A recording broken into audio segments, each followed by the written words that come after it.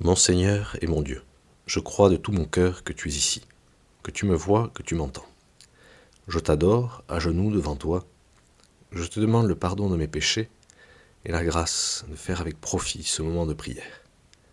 Marie, ma Mère Immaculée, Saint Joseph et mon ange gardien, intercédez pour moi. Dans toutes les grandes aventures, nous avons besoin d'un guide, de quelqu'un qui connaît le chemin, de quelqu'un qui connaît la montagne, de quelqu'un qui connaît la topographie. Je pense aussi à cette grande aventure du Seigneur des Anneaux, où Frodon a plusieurs guides. Un guide un peu mauvais mais indispensable, Gollum, et un guide bon, Gandalf, à qui il se réfère pour savoir où aller, non seulement sur le chemin, mais dans sa propre vie. Et peut-être qu'on peut penser aussi à ce bon guide de Tintin, dans Tintin au Tibet, Chang. Chang, ce bon guide qui connaît le pays et qui sait par où aller. Dans notre vie spirituelle, Seigneur, il y a aussi un chemin. Et ce chemin, c'est toi qui nous le montres, Jésus. Et dans la liturgie d'aujourd'hui, nous pouvons voir comme le chemin à prendre et le chemin à ne pas prendre. Dans l'Évangile, le Seigneur nous montre le chemin à ne surtout pas prendre. C'est le chemin de l'égoïsme, c'est le chemin qui nous fait errer dans l'immensité de notre néant. Voilà bien le Seigneur qui reproche dans l'Évangile aux docteurs de la loi maintenant.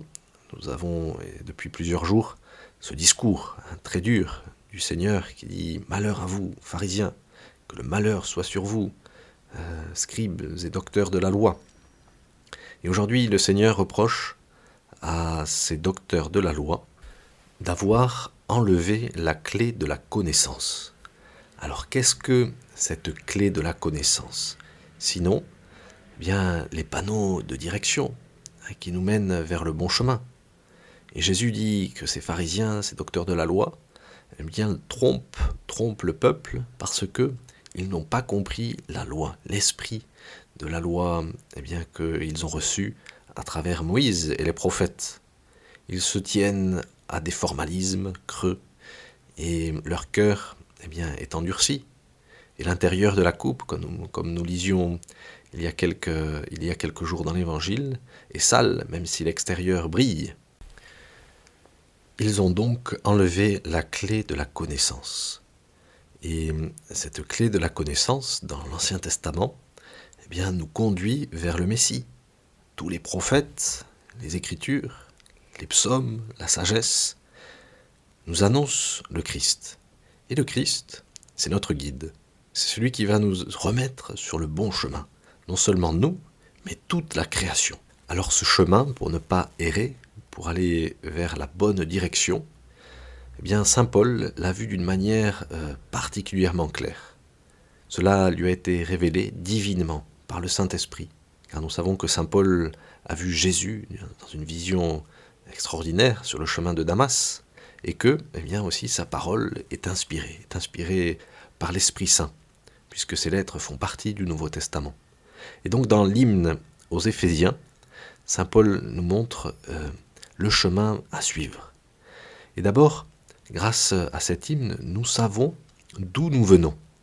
Comme quand nous regardons une carte et que nous faisons le point parfois de là d'où nous venons pour aller dans la bonne direction.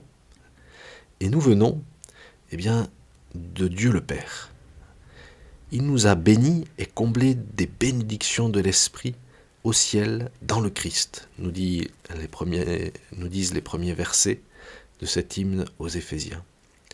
Il nous a choisis dans le Christ, avant la fondation du monde. Nous sommes une pensée de Dieu, disait Jean-Paul II. Nous sommes une pensée d'amour de Dieu. Et qui nous a imaginé dans son esprit avant la fondation du monde. C'est extraordinaire de se dire cela. Et pourquoi nous a-t-il choisis? Saint Paul nous le dit d'une manière très claire. Pour que nous soyons saints, immaculés devant lui, dans l'amour. Voilà notre vocation fondamentale, être saint et immaculé, c'est-à-dire correspondre à cette image que le Seigneur a eue de nous dans son esprit, à cette vocation qu'il a pensée pour nous. Et cette vocation fondamentale, c'est la sainteté, être immaculé devant toi, Seigneur. Parce que, continue l'hymne aux Éphésiens, il nous a prédestinés à être pour lui des fils adoptifs par Jésus, le Christ. Il n'y a pas longtemps, j'ai eu la chance de rencontrer un missionnaire dans un pays très compliqué où la liberté religieuse est bafouée. Et ce missionnaire a beaucoup de difficultés à annoncer l'évangile. Mais beaucoup de personnes qui l'aiment lui conseillent de revenir dans son pays d'origine où les choses sont plus faciles. Mais lui nous dit bien que quand on a sa vocation claire en tête, rien ne peut nous arrêter. Et donc lui, sa vocation, c'est la mission. Rien ne peut l'arrêter. C'est l'impression qu'on a quand on le croise, car le chemin qu'il doit suivre est très clair dans sa tête et dans son âme. Alors Seigneur, nous voulons prendre ce chemin de la sainteté, à ta suite, à la suite de ce meilleur guide qui est Jésus-Christ, le Fils de Dieu lui-même, qui est venu sur terre pour nous montrer le chemin et nous remettre dans le droit chemin. Alors ce chemin est une sorte de petite épopée, la petite épopée de notre vie. Et même si dans cette épopée il y a comme des étapes fondamentales, le jour où nous nous sommes décidés à nous donner au Christ, ou à embrasser la vocation que le Seigneur nous donnait, le jour où tu t'es marié, la plupart du temps, cette excursion de notre vie se déroule dans l'ordinaire de nos journées.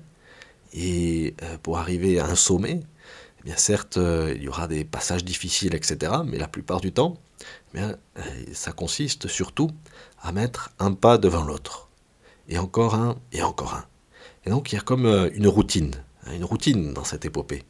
Une routine où nous savons cependant que le Seigneur est à nos côtés, et que selon saint Paul, nous devenons fils adoptifs par Jésus-Christ. Et donc si nous mettons un pas devant l'autre, nous pouvons nous rendre compte au jour le jour, de plus en plus, que nous sommes fils adoptifs de Dieu en Jésus-Christ. Alors non seulement le Seigneur est notre guide, mais nous le savons aussi parce qu'il nous l'a dit, il est lui-même le chemin. Et donc il faut communier avec lui, essayer de ne faire qu'un avec lui, essayer d'être au fond le Christ, un autre Christ, parce que nous le connaissons tellement, nous sommes tellement amis de lui, que nous finissons par nous confondre avec lui. Voilà donc, Seigneur, le sens de notre vie. Mettre un pas devant l'autre, comme les petits enfants, qui sont bien concentrés pour ne pas tomber, et nous réveiller tous les matins avec ce désir de continuer à marcher à tes côtés, en y mettant toujours plus d'amour. Et c'est cela la sainteté. La sainteté ne consiste pas à faire des choses de plus en plus difficiles, mais à les faire chaque jour avec un plus grand amour, dit saint José Maria. Voilà notre ambition, poursuivre l'accomplissement exact de nos obligations de maintenant, parce que ce travail, humble, monotone, petit, est une prière remplie d'œuvres, qui nous préparera à recevoir la grâce de l'autre tâche, grande, large et profonde, dont nous rêvons, mettre le Christ au sommet de toutes les activités humaines. C'est exactement ce qu'a fait Dieu avec Jésus-Christ, selon saint Paul. Il a tout récapitulé en lui, les choses de la terre et les choses du ciel. C'est la fin de cet hymne aux Éphésiens. C'est-à-dire que par cette récapitulation, il a tout réordonné autour du Christ pour remettre la création au service de Dieu le Père. C'est cela la clé de la connaissance dont nous parle Jésus. Et saint Paul la nomme d'une autre manière, mais c'est la même chose. Dans son hymne, il dit qu'il s'agit là du mystère de la volonté de Dieu. C'est le mystère de la volonté de Dieu. c'est bien le chemin que le Seigneur nous réserve pour ne pas nous perdre. Seigneur, bien c'est ce chemin que nous voulons prendre pour ne pas errer et pour cheminer aux côtés de ton Fils vers notre sainteté. Je te remercie, mon Dieu, des bonnes résolutions, des actes d'amour et des inspirations que tu m'as communiquées dans cette méditation. Je te demande de m'aider à les mettre en pratique. Ma Mère Immaculée, Saint Joseph, mon ange gardien, intercédez pour moi.